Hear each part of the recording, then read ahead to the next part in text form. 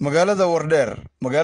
ee xarunta gobolka Doolo gobolka ugu weyn gobolada deegaanka Soomaalidu wuxuu ku fadhiyaa baaxaddan 47,088 kiiloomitir oo isku weeran waxa uu gobolka Doolo ka weyn yahay isku darka gobolada Faafan iyo Dhaawa sidoo kalena wadarta gobolada Nogob iyo Erer sidoo kale waxa uu ka weyn yahay 66 wadan oo caalamka kamid ah oo ay ku jiraan wadamada loo hayaamay ee barwaaqo sooranka ah Netherlands Denmark iyo Switzerland waxa gobolkan xuduud la wadaaga gobolada deegaanka Soomaalida ee kala Qorraxay iyo Sharar dhanka dalka Soomaaliyana waxa uu xuduud la wadaaga gobolada Mudug ay magaalada madaxda u tahay Gaalkacyo Sool oo Laasacaanooda Nugaal oo Garowe ah Galgaduud oo Dhuusamareeb iyo Togdheer oo Burca waxay magaalada Wardheer ee caasimadda gobolka dhacdaa bariga deegaanka Soomaalidu Wardheer waa dhul baraha kala qaybiya deegaanka Soomaalida gaar ahaan deegaanada ay degan yihiin qoomiyadaha Soomaalida sida Soomaaliya, Djibouti iyo Ethiopia.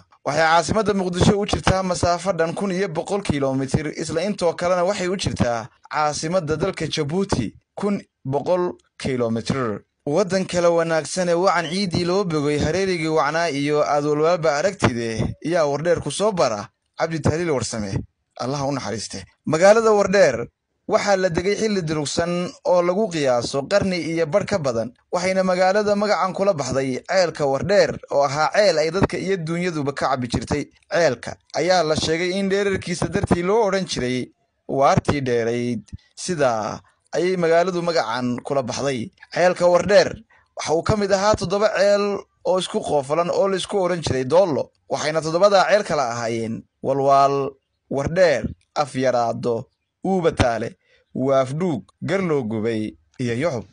Wardheer waxay ahayd ceelka dadka iyo dunyaduba ka cabo waxa uu deegaanka Doolo ahaa mid xoolo dhaqeen ah oo carrasan leh dhirtuna ku badan tahay oo howda qaniinkuna ku yar yahay geele iyo ariguna ku tanaado Soomaaliduna meel aad u fog xoolaha uga soo hayaamin jirtay waana sababta gobolka uu kula baxay magaca Doolo oo afkeena ku noqonaya dool ama qof meel fog ka yimi cufnaanta badan ee dadka iyo dunyada ee ku dhaqan gobolka Doolo waa sababtay in gobolku magac dheer ku yeesho suugaanta iyo taariikhda Soomaalida waa meesha laga tiriyay suugaanta ugu badan sidoo kale ay ka soo jeedaan suugaanayahana badan oo Soomaaliyeed oo suugaanta ku mudbaxay waana meesha ay ka bilaabatay silsiladii gabayada ee Rayaad ama Guba kolba sida aad u taqaano silsiladaasina uu bilaabay ninkii loo oran jiray Caludhuux Aadan Goronyo waa gobolka lagu naanayso hoyga suugaanta Soomaalida magaalada Wardheer waxay qayb ka ahayd dhulkii la isku oran jiray Hawdan Reserve Area xilliga ay Wardheer magaalooday ma joogin gumaysiga Ethiopia waxa meel aan sida uga fogeyn magaalada Wardheer oo la yiraahdo Cagaar Weynana xarun ka dhigtay sayidkii iyo daraawiish waxayna daraawiishtu intii ay xarunta u ahayd galeen dagaal badan oo ay guulo ka soo hoyeen ugu dambeeyna waxa uu sayidku isugu yeeray khusuusiyadiisii golihiisii shuurada waxa uu ku yiri xoolaha aan haysano waxa ugu weyn farda iyo geel dalka aynu joognaana waa oomane hadii baliyadu guraan biyaha Walwal iyo Wardheer inaguma filna cadawgiina dawladaha aan ishayna ma ahee waa oonka sideen yeelna markii tala la rogrogayna waxa ay ugu dambeyn daraawiishtii u guurtay bari iyo Nugaal sida ayayna uga guureen Wardheer Walwal iyo Cagaar Weyne